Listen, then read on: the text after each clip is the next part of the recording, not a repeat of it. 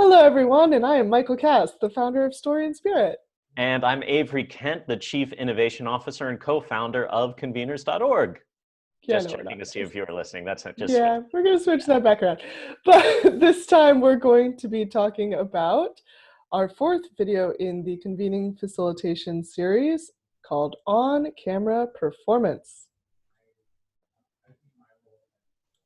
Michael, this is all you. Go for it. This is all me. Okay, no, I really have things to add. But no, I know you do. It's all me. So one of the things is that there's this, term executive presence or facilitator presence, and in-person presence is so different than having presence on camera. And part of it is body language works a little bit differently.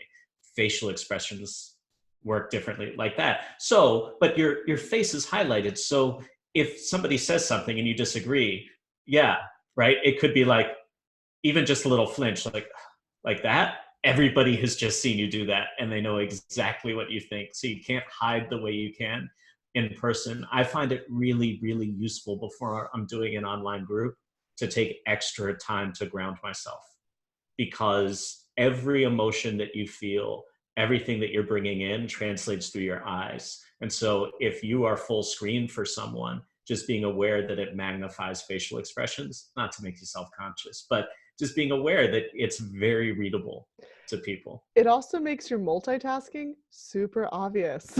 Obvious. Happened to me on a team meeting day where somebody said something and Sarah Joy's like, really? You were that upset by that? I was like, oh, no, sorry. I just read an email that was like not awesome. Yeah.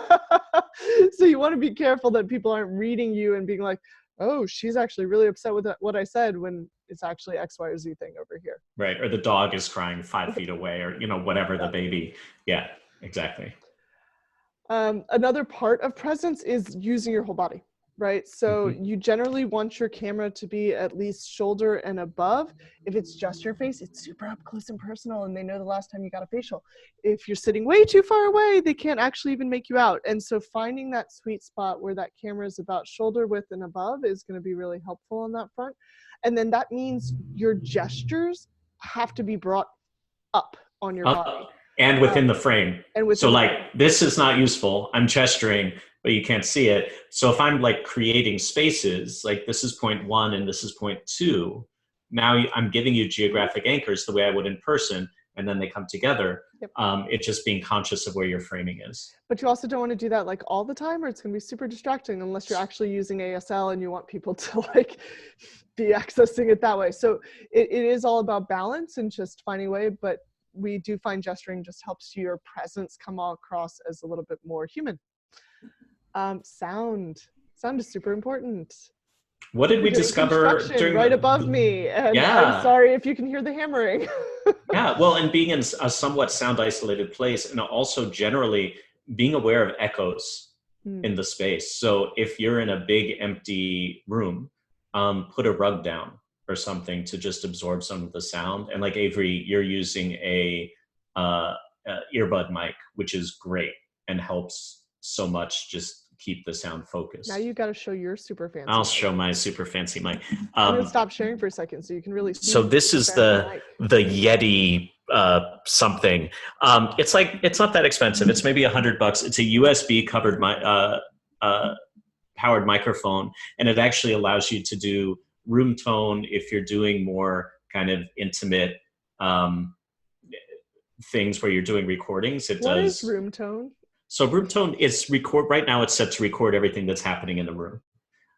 So I could be across the room and it would pick me up, not as well. Right now it's maybe a foot away from me.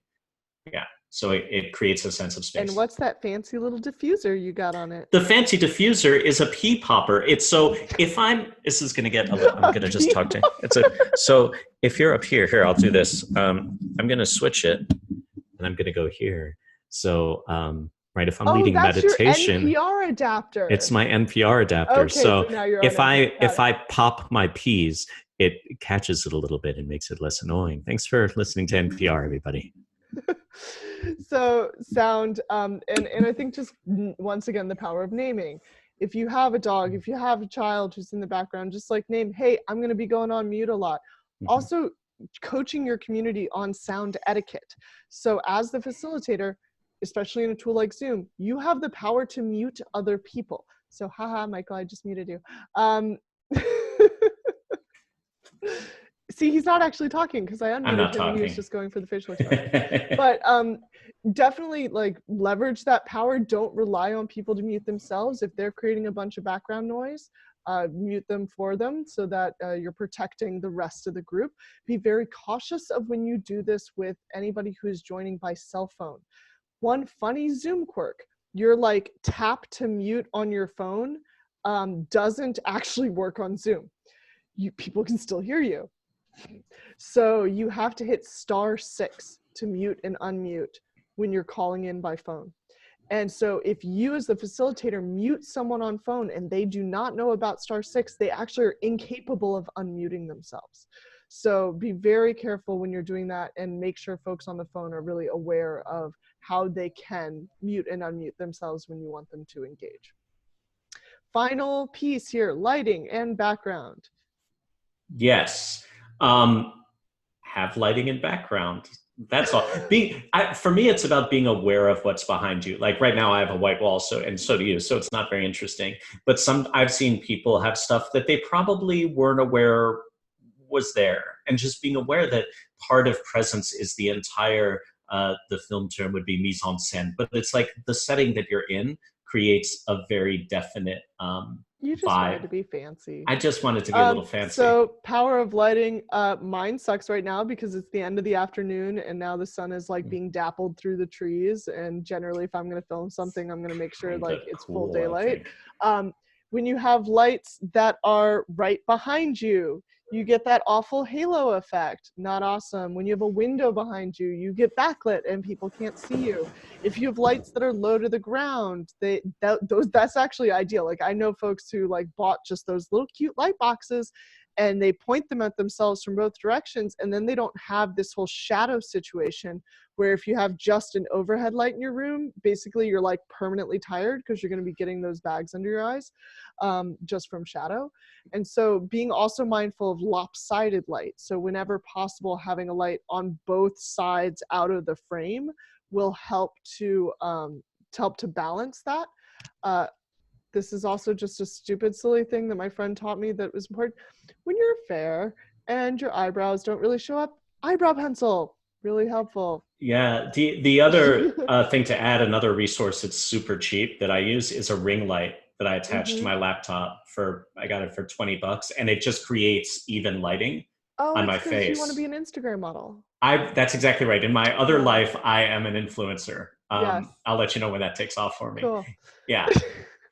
So on that wonderful note, we want to share with you the most important final baby animal photo. Drum roll, please. It's a baby sloth. That one's not photoshopped, I don't think. That one's just super that's cute. just real sweet. But anyway, on that most adorable, fantastic note, a huge thank you, Michael, for being willing to like pull this together. And thank you everybody for listening. And we will see you on Wednesday, April 1st. See you soon. Thank you.